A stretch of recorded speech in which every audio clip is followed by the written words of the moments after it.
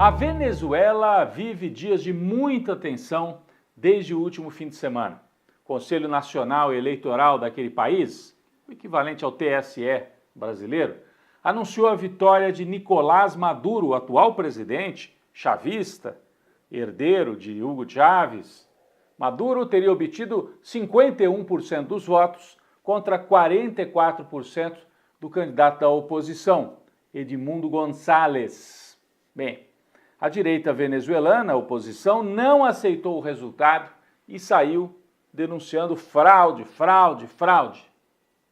É verdade que a oposição, a Nicolás Maduro, fala em fraude desde antes da eleição. É como se eles já tivessem entrado no jogo preparados para falar que a eleição não vale, que foi tudo armado.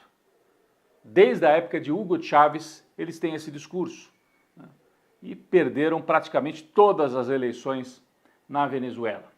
Mas é verdade também que desta vez o discurso da oposição foi alimentado por fatos que chamaram a atenção do mundo todo.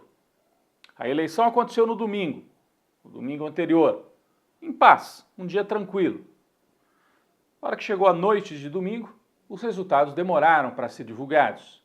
10 horas da noite, 11 horas da noite, e não saíam os resultados. Na Venezuela, a divulgação não é como acontece no Brasil, que é feita parcialmente, né? Os resultados vão pingando pouco a pouco. Não, é de uma vez só.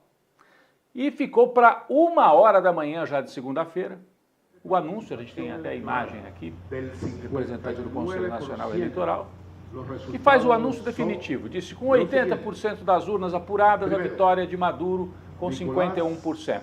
Acontece que o site eleitoral do CNE saiu do ar. Não era possível conferir os resultados. Segundo ponto, as atas, os resultados, seção por seção, cidade por cidade, não foram divulgados. Só o resultado integral. O CNE disse que houve um ataque hacker ao sistema eleitoral da Venezuela. Também não apresentou maiores detalhes sobre isso. Mas o fato é que esta demora para divulgação, o fato de ninguém ter acesso aos números detalhados, tudo isso ajudou a alimentar um discurso, que é um discurso que já vem de muitos anos da oposição venezuelana. Vamos lembrar também que esta é uma oposição com características e histórico golpistas. Em 2002, o presidente ainda era Hugo Chávez, e houve um golpe de Estado clássico na Venezuela.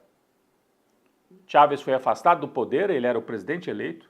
No lugar dele foi colocado um empresário, Pedro Carmona, que não tinha mandato, não tinha nada.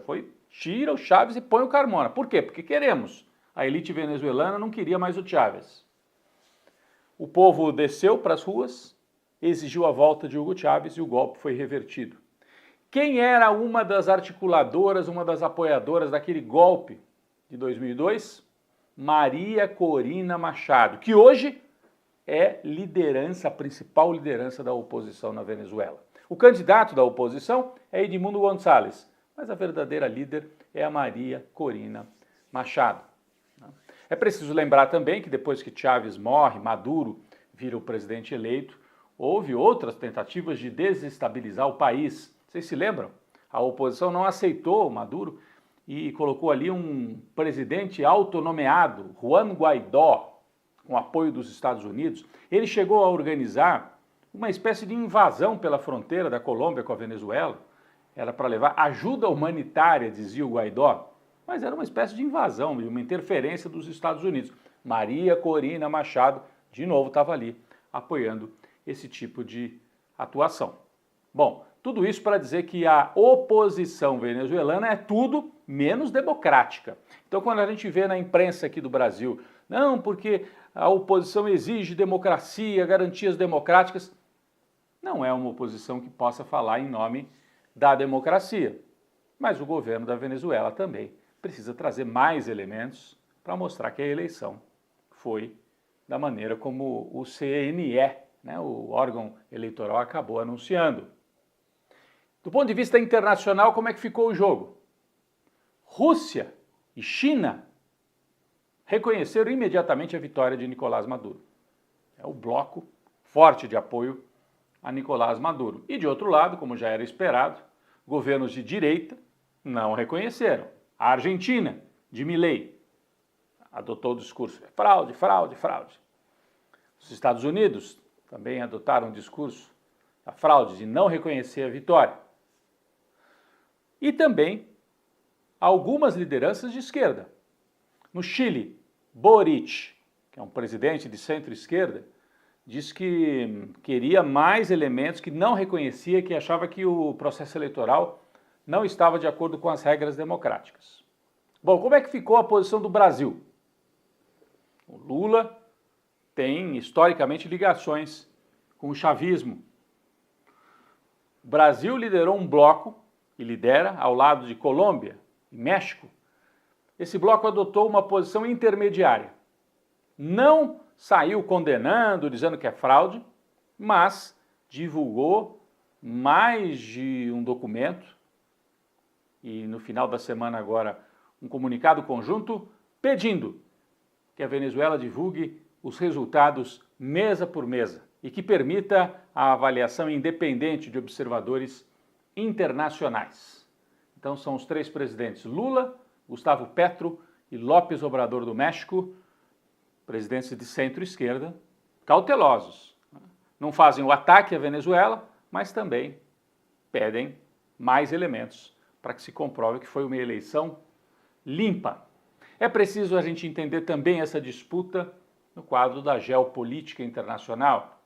A grande disputa não é uma disputa só da América Latina, é uma grande disputa entre China e Rússia de um lado e de outro Estados Unidos e a OTAN.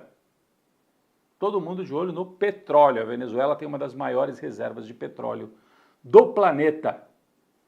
Há um risco desta crise se transformar num conflito de grande proporção. Por isso, a posição do Brasil, cautelosa, parece ser a mais acertada. Se o governo de Nicolás Maduro ficar isolado na América do Sul, na América Latina, ele vai fechar completamente com China e Rússia. E isso vai gerar mais instabilidade, vai trazer um foco de instabilidade internacional aqui para as nossas fronteiras. A Venezuela expulsou o corpo diplomático de vários países que não reconheceram a vitória de Nicolás Maduro, incluindo a Argentina de Milei.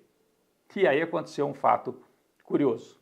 O Milei, que vive xingando o Lula, dizendo que é comunista, que é isso, que é aquilo, contou com a ajuda do Brasil. Como os diplomatas argentinos foram expulsos, quem é que ficou lá, em Caracas, na Venezuela, cuidando da sede diplomática argentina?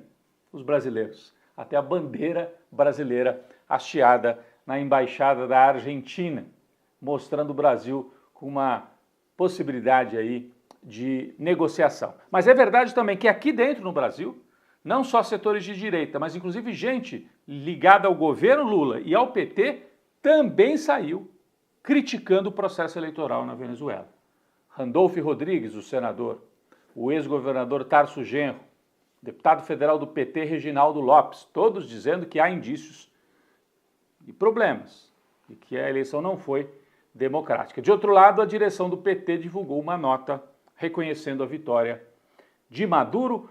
O Lula tem que agir com muito cuidado, esse tema gera muito desgaste na opinião pública brasileira, num momento que parece bom para o governo na economia. Os índices divulgados esta semana mostram que o desemprego atingiu o nível mais baixo dos últimos 10 anos, 6,9% dos brasileiros apenas desempregados, o que indica que a economia está aquecida e que o governo pode entrar numa fase de consolidação política e de consolidação da sua imagem junto à opinião pública. A Venezuela é um foco de tensão.